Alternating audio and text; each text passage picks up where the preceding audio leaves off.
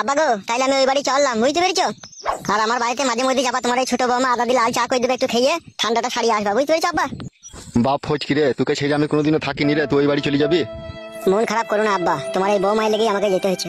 মামা তাই তুমি আর এই বাড়িতে থাকবে না আব্বা? আমি তাহলে কাকে আব্বা বলে ডাকবো? কাকে আর আব্বা বলে ডাকবে? তোর মাকে আব্বা বলে ডাকবি? মাকে আব্বা বলে ডাকবে। যেমন কর্ম তেমন তার ফল। তুই আগে যে আমাকে তাবিজ মাদুলি করে খেপা করে দিতে চাইছিস, সেই জন্যই তাহলে ওই বাড়ি চলে গেছি।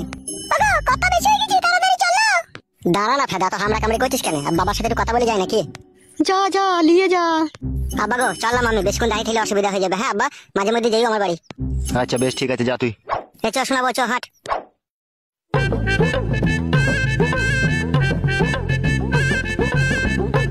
মানুষের মতো কাজটা করলে তো তুমি। দেখ নারকেল বেগম, যা হয়ে গেছে তা তো আর ফিরবে না, বল। আমার বেটির জীবনটা তো নষ্ট করে দিলা তুমি, বলো শ্বশুর হয়ে। তোরা তো একটা সামান্য অন্যায় মেনে নিতে পারছিস না। বাবা, অন্যায় মেনে নেবার মতো হইলে মেনে নিতাম। আগে তো আমরা ছেলে কাই বড় মেয়ের পেট করে দিল, 3 লাখ টাকা জরিমানা দিলেন।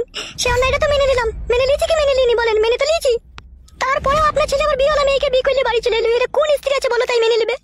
সব জিনিস মেনে নিয়ে যাই না বাবা। আপনার ছেলেকে আপনি শাসন করলেন না, তার সাহস তার হিম্মত বাড়িয়ে দিলেন আপনি। আজকে মেয়েটা যদি তোমার নিজের হতো, তুমি এরকম অন্যায় করতে পাইতে মেয়েটার সাথে? পাইতে বলো, অন্যায় করতে পাইতে না তুমি। আর ছেলে নিজের ছেলেকে বাঁচাইতে গিয়ে আজ আমার মেয়েটাকে বানের জলে ভাসিয়ে দিলে তুমি। মারে, নিজের শ্বশুর হয়ে যদি আমার কপাল পুড়িয়ে দেয় তাহলে আর কিচ্ছু করার নাই রে মা। জানবো আমার ভাগ্য খারাপ। ছেড়ে দে, যা আছে আমার কপালে তাই হবে, ছেড়ে দে। আর এসব কথা আলোচনা করিস না। বৌমা একটু ধৈর্য রাখো, ধৈর্যের ফল অনেক মিষ্টি হয়। আর মিষ্টি হয়ে কি হবে? মিষ্টি যাওয়া তো হয়েই গেল। নিজের ছেলেকে যখন শাসন করতে পারোনি, মেয়েটাকে যখন বাড়ি থেকে খেতে দিতে পারোনি, তাকে যখন জায়গা কিনে ঘর করে দিয়েছো, বৌমাকে যখন তুমি মেনে নিয়েছো, তখন খুব ভালো করেছো। যাও, আমরা আবার যা ভালো লাগবে তাই করবো। শোন মা, মন খারাপ করিস না। তোর ভাগ্য যা আছে তা হবে, সেটা তো আর কেউ আটকাইতে পারবে না, বল। হ্যাঁ মা, ভাগ্য যখন পুড়ে গেছে পুড়িয়ে যাক মা। কত ভাতারকে ভালোবেসেছিলাম, কত মনে প্রাণে ভালোবাসতাম।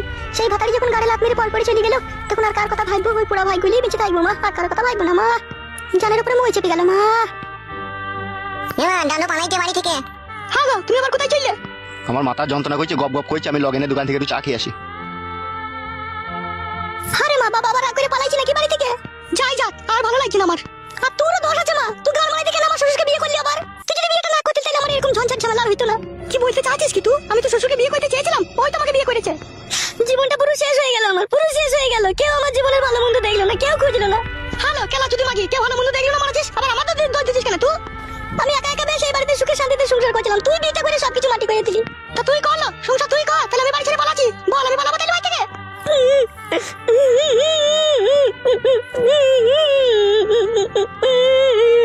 হ্যাঁ না, তা কাঁদছিস কেন তুই এরকম করে?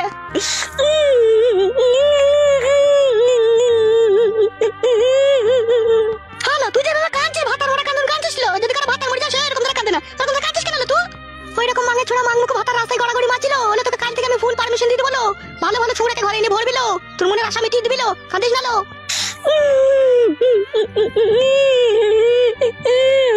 মাংমুখ মাঙ্গে ছোড়া 2 পয়সা ইনকাম নাই হলে জন্য আবার তার লেগে কাঁদছে। ছড়ি চুপ করলো, আমি আছি তো, আমি বেঁচে আছি তো নাকি? এখনো বেঁচে আছি তো আমি।